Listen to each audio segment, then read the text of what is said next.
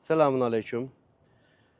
Hicret Travel ailesi olaraktan 12 Avgust'ta bu mübarek beldelere gelmiş olduğumuz grubumuzla beraber bugün Quba Mescidini ziyaret etmekteyiz. Quba Mescidi Resulullah sallallahu aleyhi ve sellemin Mekke-i Mükerreme'den Medine-i Münevvere'ye hicret ederken ilk burada 21 gün kalarak bu Quba adlanılan bir beldede 21 gün kalarak bu mescidi bina etmişlerdir. Resulullah sallallahu aleyhi ve sellem bu mescidi bina ederken sahabe-i ikram her biri birer daş getirerken Allah Resulü iki daş getirermiş.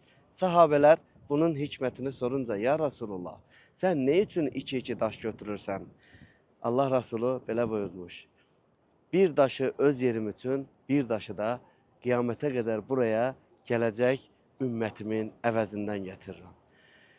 Diğer bir hadis-i şerifte Resulullah sallallahu aleyhi ve sellem belə buyurur ki, Allah Resulü kim evinden dəstəmaz alıb Quba mescidine gelerekten 2 rekat namaz kılarsa kabul olunmuş ümre sevabı vardır.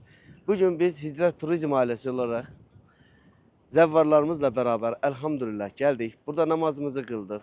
Tehiyyetül mescid namazımızı, şükür namazımızı ve tövbe namazımızı kıldık. Dualarımızı ettik inşallah.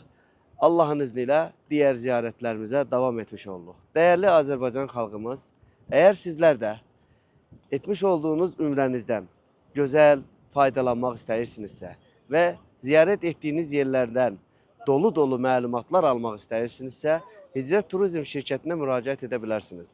Hicret Tur, ümrəyə gedən yol.